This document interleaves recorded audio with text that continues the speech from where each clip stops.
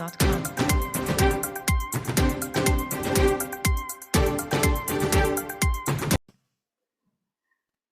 Bienvenidos, esta es La Lupa Semanal, un programa que realizamos en coordinación con SND Editores, a quien como siempre damos las gracias, y seguimos la trayectoria vital de Francisco Franco en este año 2025, en el que, por deseo del gobierno actual, o mejor decir, del desgobierno, es el año de Franco, o bien Francisco Franco es el español del año, desde el 1 de enero por lo menos y hasta el 31 de diciembre.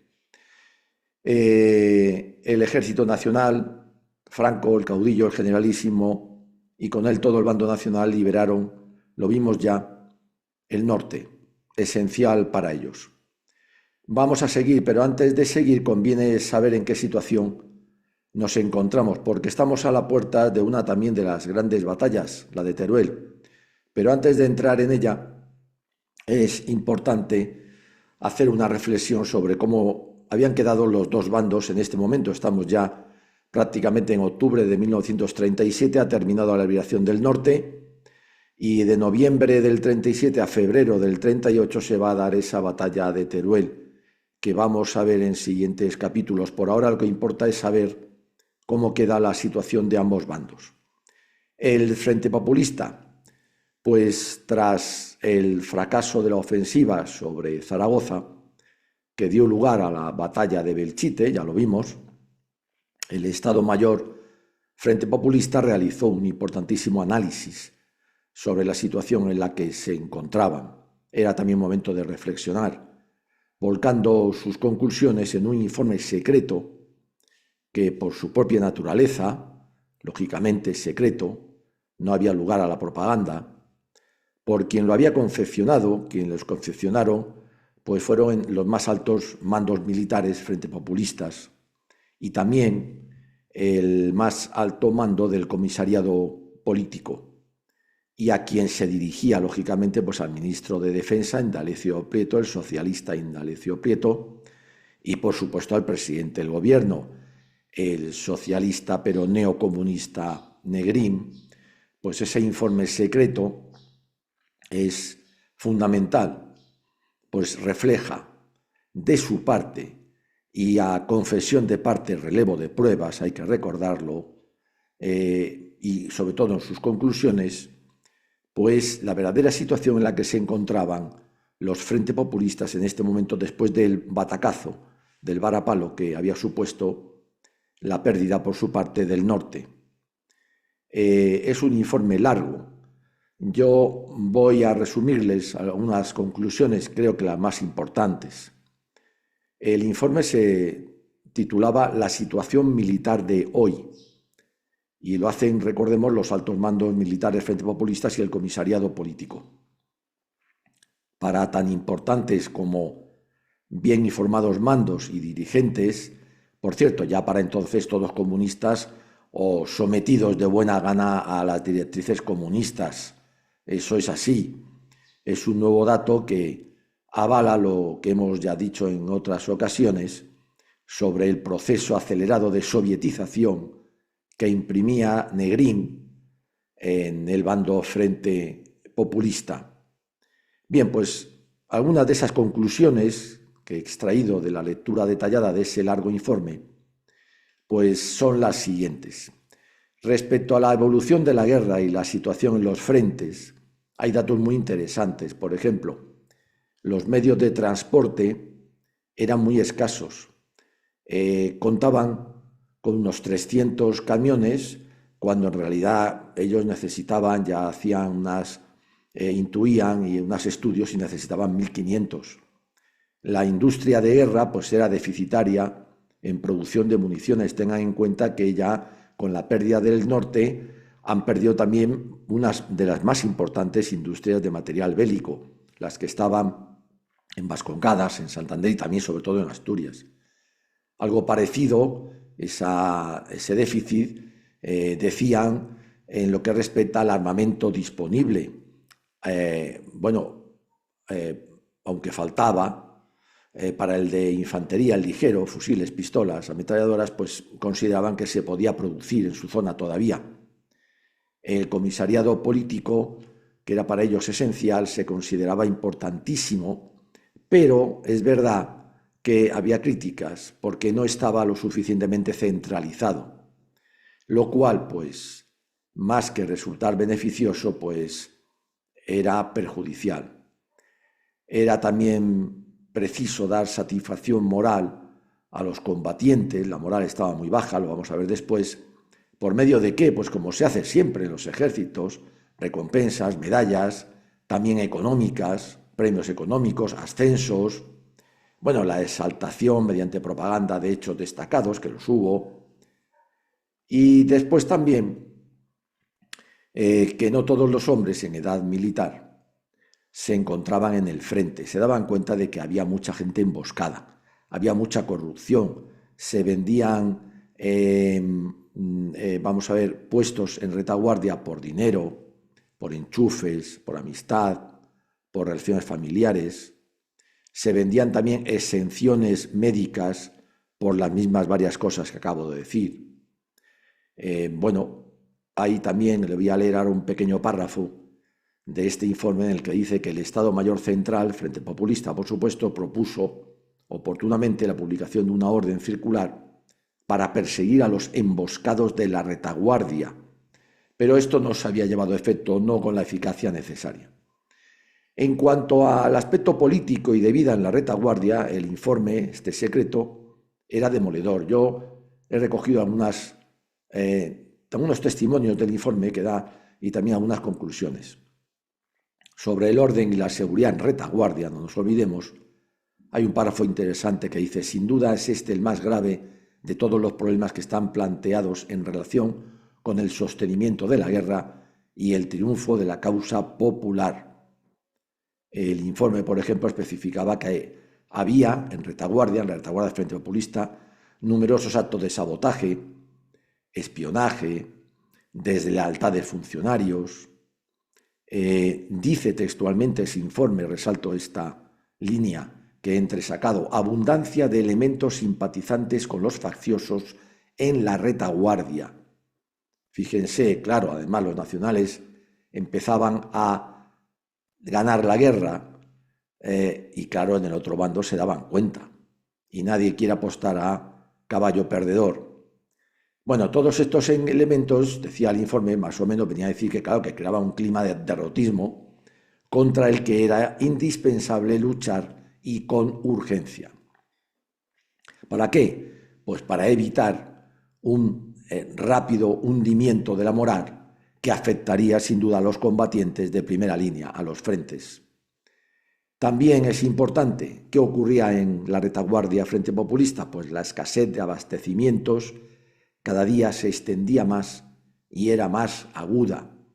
Faltaba incluso el pan. Hay que tener en cuenta que entonces España el pan era básico, era el elemento básico de la alimentación, en las dos zonas, por supuesto, como en muchos otros países, no éramos distintos. Y el precio de los artículos reflejaba también en la retaguardia este informe secreto, era cada día más y más elevado. ¿Para qué decir la corrupción? El extraperlo, que se llamaría después. Bueno, también decía, por ejemplo, esta pequeña línea que he entresacado también del informe, que había desorganización del trabajo y falta de equidad en la administración, o sea, corrupción, lo que por supuesto contribuía a ese derrotismo del que se hablaba. Hay un párrafo interesante también, lo destaco, textual: el obrero que honradamente realiza sus tareas en beneficio de la guerra y el mismo combatiente que deja a su familia en la retaguardia no tiene una garantía mínima de que sus familiares vean cubiertas sus necesidades más imperiosas. Imagínense, usted va a combatir, deja a su familia, pero allí su familia pasa hambre, desnutrición, escasez, tiene que buscarse la vida, hay corrupción, se extendía la venta de favores sexuales por parte de las mujeres para dar de comer. Imagínense si tú estás en el frente y te llegan noticias de eso. Bueno, y luego también el informe, que es muy interesante porque era sincero, no estaba hecho para la propaganda, reflejaba, y les leo también textualmente una línea: las luchas apasionadas de tipo político están latentes y en cualquier momento pueden producir situaciones de gravedad notoria. Esto, fíjense, fue uno de los cánceres que corroyó siempre al bando Frente Populista, lo que no ocurrió con el Nacional. Bueno, ya dimos unas pinceladas cómo afectó estas luchas políticas intestinas precisamente a Vizcaya, Santander y Asturias. Bueno, por todo ello, pues se pedía en el informe desesperadamente un mando único, el refuerzo de la seguridad, de la disciplina, etcétera. O sea, todo lo que tenían ya conseguido los nacionales y que habían incentivado durante este año 37, el Frente Popular, a pesar de sus esfuerzos y de algunos logros, no cabe duda, estaba muy lejos todavía de conseguirlo. Y ya la guerra estaba prácticamente pasando el Ecuador. Imagínense. Las causas de todo lo que hemos dicho. Bueno, pues el informe no se cortaba un pelo. El servicio de información, como auxiliar del mando, era malo. O sea, tampoco la información que le llegaba al mando, alto mando que dirigía la guerra, era la adecuada. Había muchos organismos dedicados a dicha función. Bueno, da una relación inmensa de ellos. El más importante, el SIN, el famoso Servicio de Información Militar, terrible, por cierto, en sus formas y modos. Y además, todo este aparato de seguridad o de información, más bien dicho, pues no tenía una única autoridad superior, centralizadora, que coordinara debidamente sus esfuerzos y de los diferentes servicios y departamentos de ellos. Claro, la eficacia, aunque no dejaba de ser importante, era mala. Tampoco funcionaba bien pues, el servicio de propaganda, al cual los comunistas, como siempre, daban muchísima importancia, y sobre todo en su faceta de contrapropaganda. Pero claro, mientras que a los nacionales les era fácil, no era propaganda, vender o exportar a la zona del Frente Populista de diversos modos, la radio, etcétera, sus victorias, que eran patentes, en el bando Frente Populista, ¿cómo vas a contrarrestar la verdad con burdas mentiras? Lo puedes intentar, pero al final la verdad se impone. El informe también tocaba la situación en cuanto a la política exterior, es que era importante porque los apoyos tenían que venir de fuera. Bueno, pues se reconocía en ese informe que en política exterior, según veían a los países, sobre todo europeos, se caminaba sin duda hacia el reconocimiento, fíjense qué palabra emplean, del cabecilla rebelde, refiriéndose al gobierno de Franco. Como beligerante, eso era un problema para ellos, porque si reconocían a los nacionales como beligerantes, automáticamente el derecho internacional les iba a amparar en mucho. Bueno, y también tenían mucho miedo a estas alturas, estamos ya en octubre del 37, los frentes populistas, a que se cerrara la frontera francesa, porque era por donde les entraba buena parte, la otra venía por barco, por el Mediterráneo, de la ayuda que llegaba de Europa, en general también de la Unión Soviética. Las consecuencias de ambos hechos, ese reconocimiento que se intuía cada vez más del bando nacional como beligerante, y para qué decir del cierre de la frontera francesa, pues hubieran sido o van a ser, cuando se produzcan, catastróficas para el Frente Popular. Era tan grave esa posibilidad de reconocimiento cada vez más evidente que fíjense lo que dice textualmente el informe, que se considere como el primer paso para que de una manera abierta nos vuelvan la espalda a todas las naciones y se faciliten los medios para consumar el desastre para nuestra causa. Lo temía. En cuanto al cierre de la frontera francesa, que se sospechaba que podía ocurrir en breve, la repercusión, pues obviamente iba a ser gravísima. Ya solamente les quedaba confiar ¿en qué? Pues en la ayuda soviética. Bueno, las medidas correctivas que debían tomarse, pues ya se pueden suponer. Voy a decir algunas de las que nombra Abuela Pluma, las nombro yo Abuela Pluma, pero el informe las desarrollaba más. Limitación en el uso de los transportes por parte de la población y de las fuerzas. Reorganización de la industria de guerra a la que les iba quedando, con la imposición de jornadas intensivas de trabajo, casi 24 horas. Saneamiento de la retaguardia, evidentemente mediante purgas, etcétera, la policía, la seguridad, buscar a los emboscados, bueno, etcétera. La corrupción. Centralización, por supuesto, de la información y el comisariado político, seguir en la reorganización del ejército y en la depuración del mismo, se hace llamadas mediante propaganda al buen sentido de los partidos y los sindicatos para evitar esas luchas intestinas. Y hablaban de la necesidad, en el informe secreto, los mandos militares, de declarar el estado de guerra. Fíjense, algo que en el bando nacional se había declarado extensivo también a las zonas de España que se fueran liberando el mismo 18, 19, 20 de julio del 36. Aquí todavía no se ha hecho y estamos en octubre del 37. ¿Por qué? Por lo que ya hemos dicho varias veces. Ese temor de los partidos y sindicatos, de sus dirigentes frente populistas, a que al declararse el estado de guerra tenían que ceder la autoridad a los militares, que aunque fueran de los suyos, los odiaban. Eso es así. Bien, es un informe muy importante, hemos dicho lo más interesante. En estas conclusiones, bueno, pues también las había en el orden operativo, por supuesto, y de ahí va a surgir el porqué de la batalla de Teruel que veremos en el siguiente capítulo. Tras la caída de Asturias el 27 de octubre del 37, los frentes populistas temieron que si sucesión de continuidad, sin darse respiro, como era habitual en los nacionales, pues lanzaran una potente ofensiva, utilizando el potencial humano y material conseguido al liberar y hacerse con todo el norte. Bueno, al tiempo, pues también temieron los frentes populistas, el alto mando, que dicha ofensiva pudiera llevarse a cabo sobre Madrid. Fíjense cómo Madrid está prácticamente rodeada por los nacionales, aun con su extensión, o bien en el Valle del Ebro.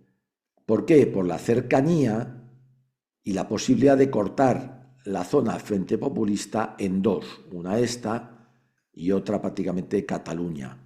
Eso es lo que temían. Tal creencia se basaba en informaciones según las cuales pues, los nacionales concentraban fuerzas en puntos que muy bien apuntaban a las citadas ofensivas. De las dos dichas, la de Madrid o la del Valle del Ebro, la que más preocupaba al mando frente populista era la del Valle del Ebro, esta última, donde partiendo de Teruel, pensaban ellos, partiendo de Teruel, bien podían llegar los nacionales a cortar su zona en dos con cierta facilidad por la escasa distancia que separaba dicha capital del mar. En realidad, los frentes populistas pensaban que la ofensiva nacional podría venir por aquí, o a Castellón o a Valencia, para cortar la zona en dos. Ya veremos a ver lo que estaban pensando los nacionales. Bien, con ello pues reconocían que aunque prácticamente rodeada desde el comienzo de la guerra, Teruel suponía, fíjense bien, una punta de lanza y base de partida de los nacionales de primer orden en el interior del despliegue frente populista. Está claro, aquí se ve muy bien.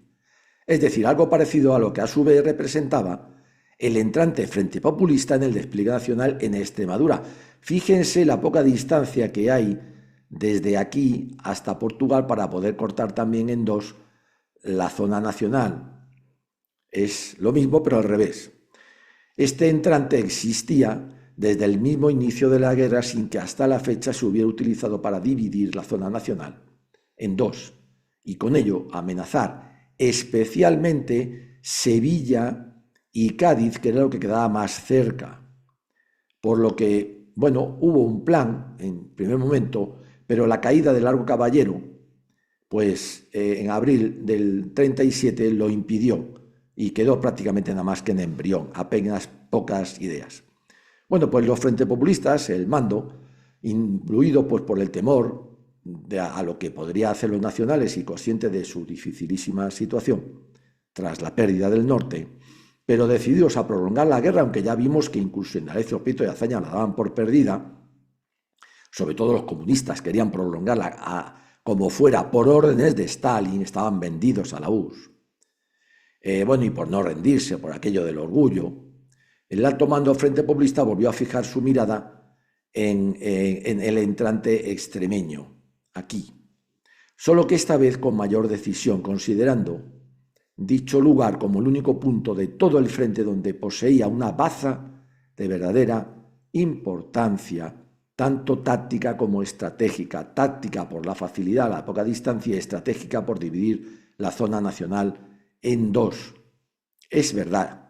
Así como también, claro, la inherente política y propagandística, podían sorprender al enemigo, golpearle y ganar crédito en el extranjero.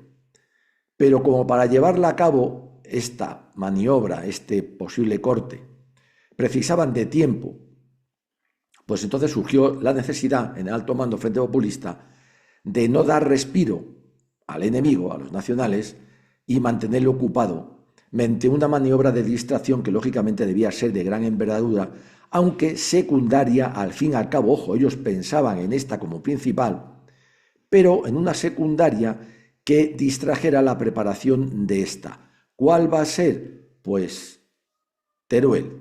De ahí va a venir la batalla de Teruel. Así pues, y con el único objetivo, vuelvo a repetir, de distraer a los nacionales, sobre todo el general Vicente Rojo buscó un lugar donde le fuera fácil obtener la superioridad necesaria, de forma que obligara a los nacionales a cancelar sus planes, que ellos preveían que eran sobre Madrid y sobre el Valle del Ebro, y se fijó en Teruel.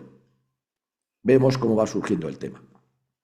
Pues bien, para ello Vicente Rojo elabora dos planes. Todo esto que he dicho lo va a concretar en dos planes, que van a ser los siguientes. Ahí los tenemos.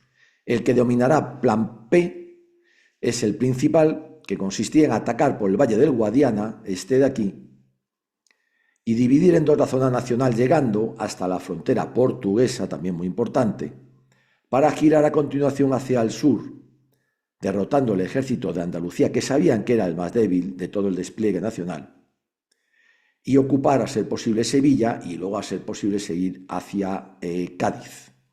Tema de puerto de Cádiz, muy importante también. El denominado Plan H, ¿qué es este?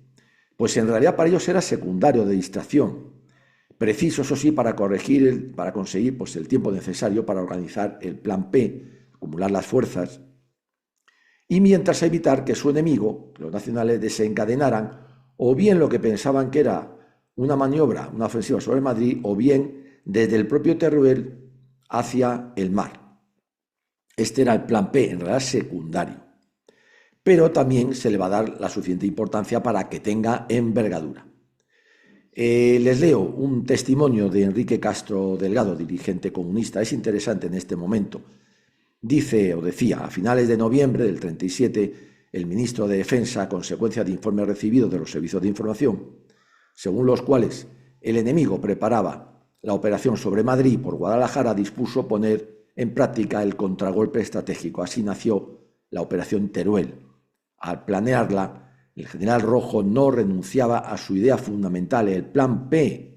Vuelvo a repetir, por ello llevó a Teruel las fuerzas mínimas necesarias para el contragolpe, sin hacer la concentración de fuerzas superiores que serían necesarias para la explotación del éxito en profundidad.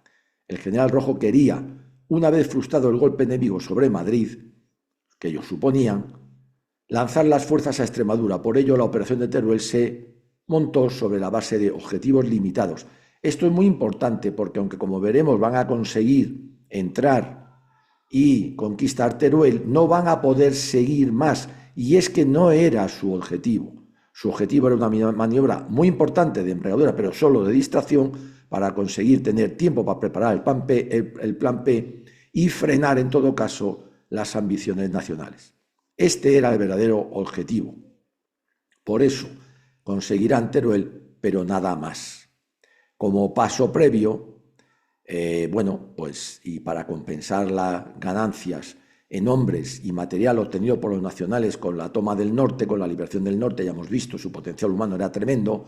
Los Frente Populistas habían puesto en marcha una intensa, firme, draconiana en sus modos y formas, campaña de reclutamiento a fin de disponer de una nueva masa de tropas no inferior a 220.000 hombres. Fíjense lo que se está produciendo en la zona Frente Populista.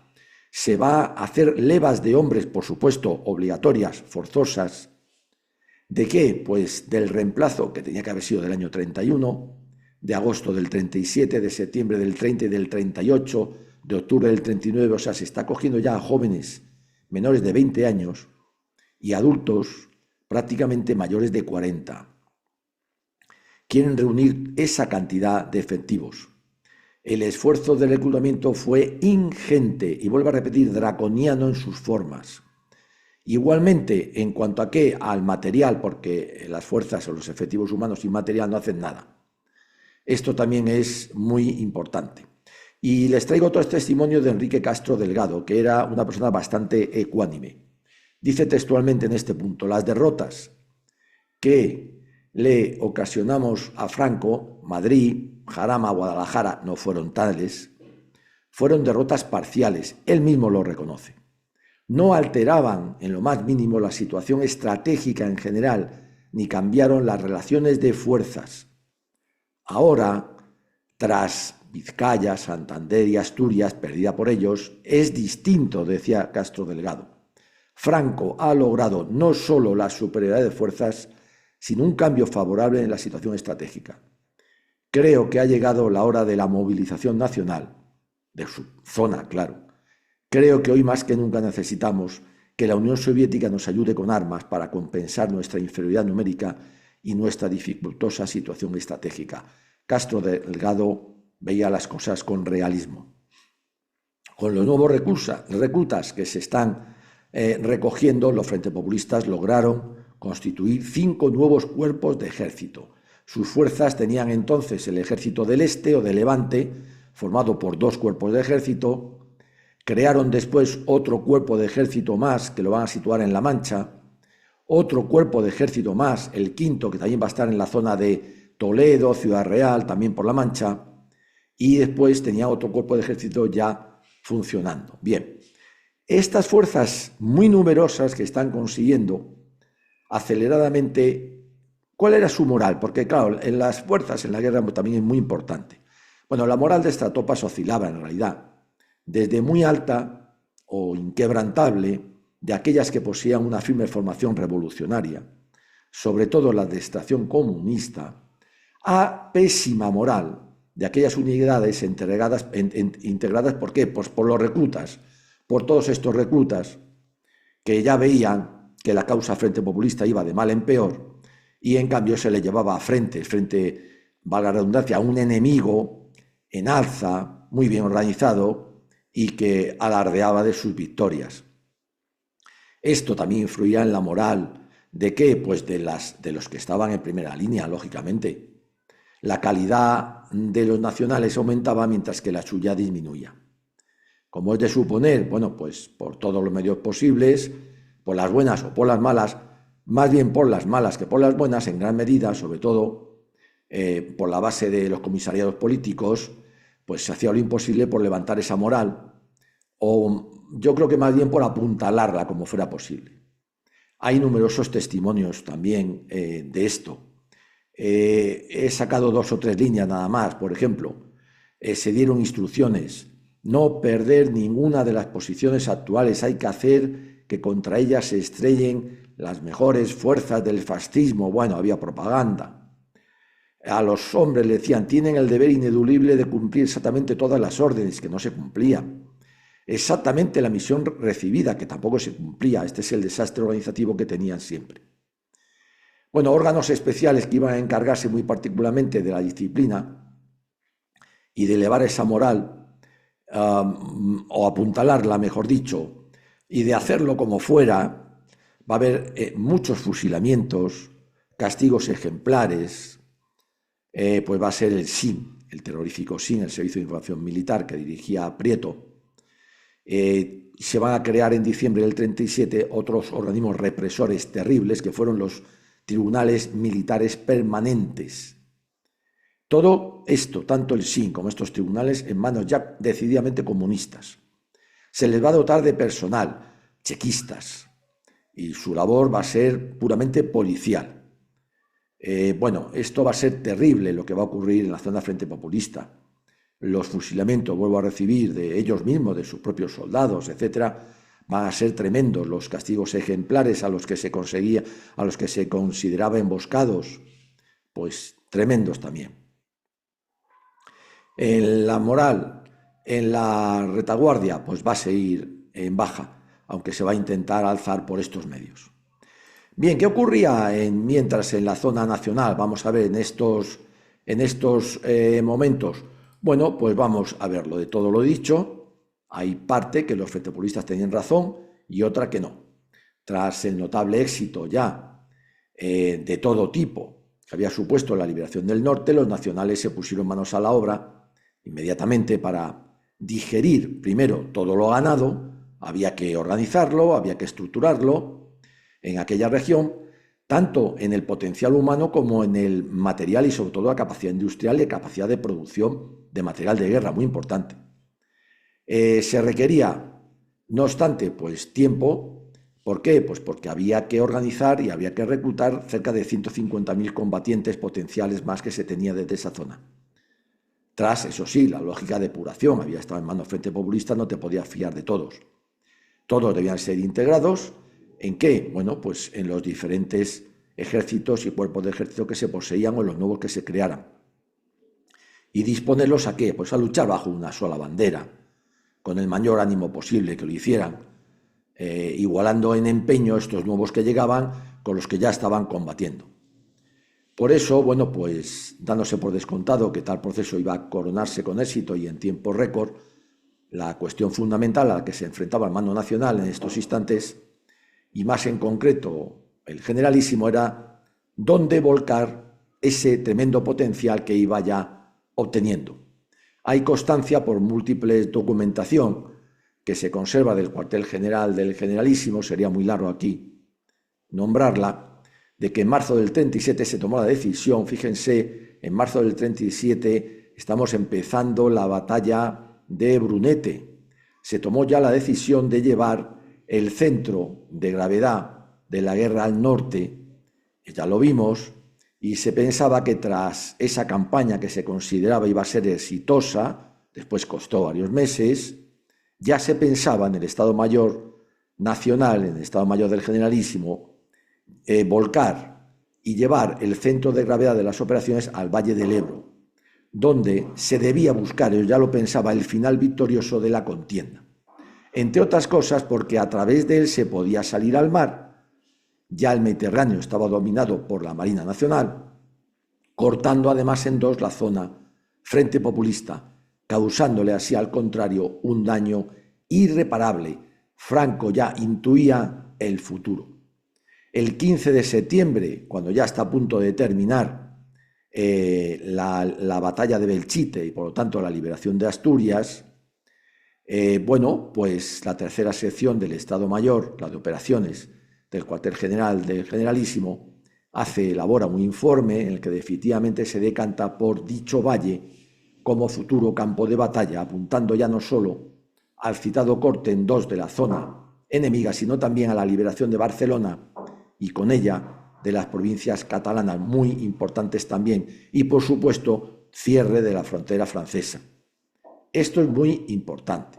Durante noviembre del 37, a punto de empezar la batalla de Teruel, pues Franco ya coincide plenamente con la opinión de sus colaboradores, de su Estado Mayor, y contempla ya la posibilidad de hacerlo de nuevo sobre Madrid. Fíjense que esto también es lo que pensaban los frentes populistas.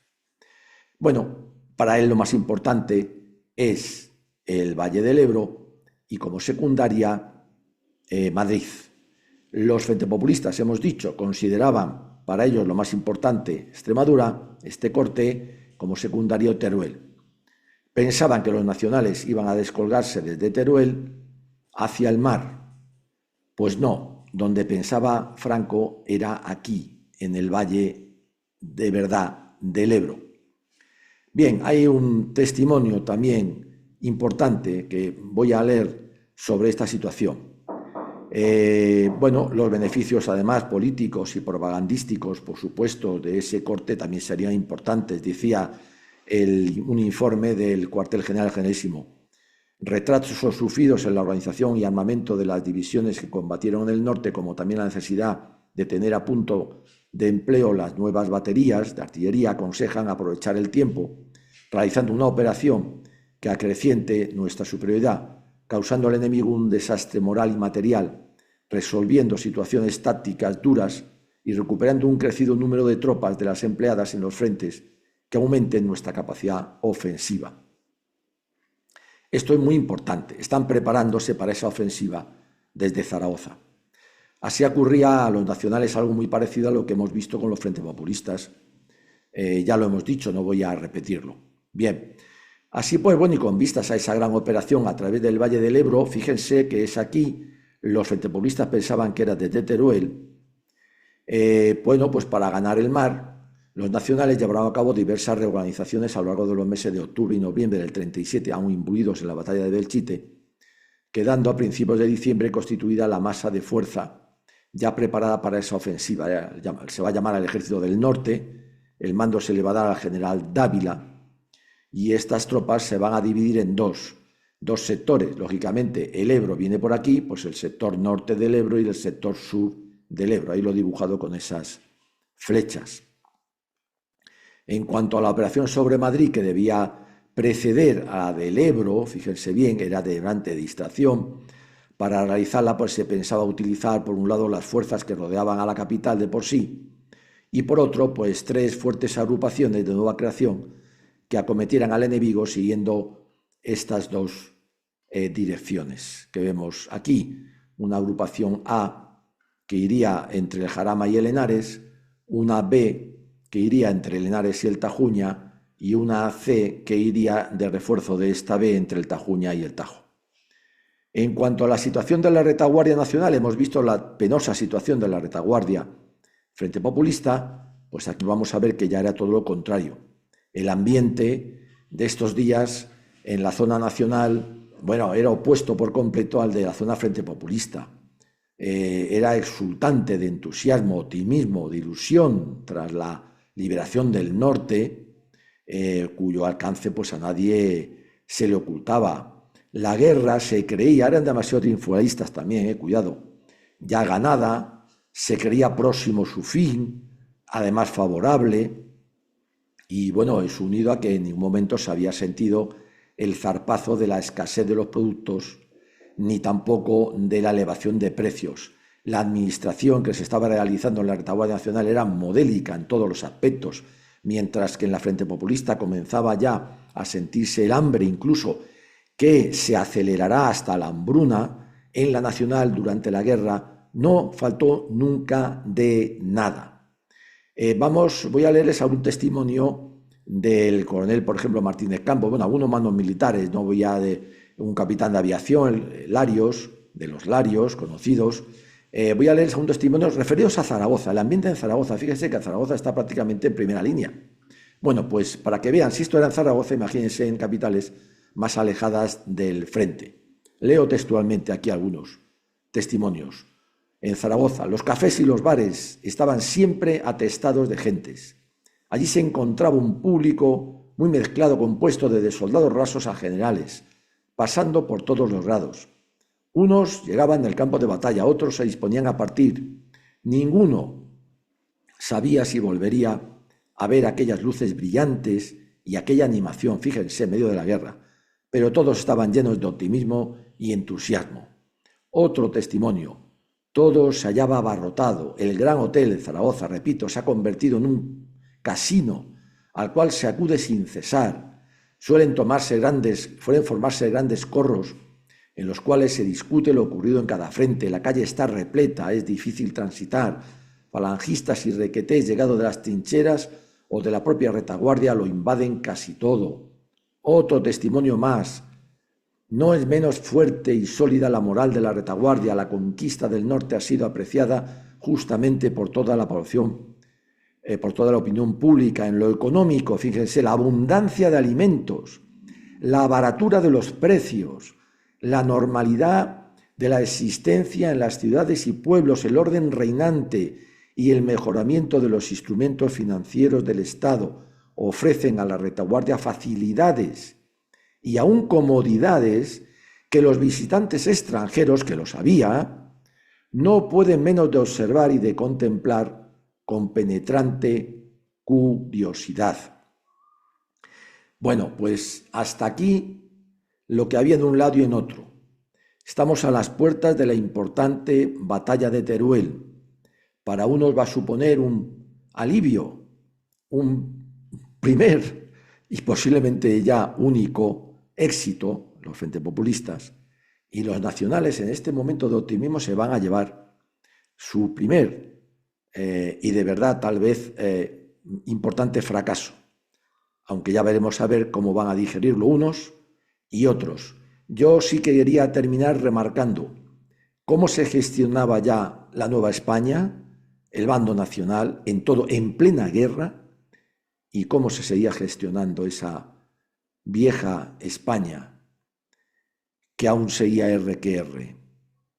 Qué pena, cuántos engañados en ese bando frente populista por tantos dirigentes corruptos, degenerados, vendidos además a una potencia extranjera, que prolongaban una guerra realmente perdida, por mucho que lo intentaran, echando carne de cañón española en favor de esa URSS y de esa ideología socialista y comunista. Qué gran responsabilidad tienen el PSOE, los comunistas y los secesionistas, aún quedaban los catalanes vivos, en aquella sangría de españoles y en aquella penuria y sufrimiento de esa población civil también española que la mala suerte les había tocado quedar en ese bando frente populista. Gracias por seguirnos, españoles. ¡Viva siempre España!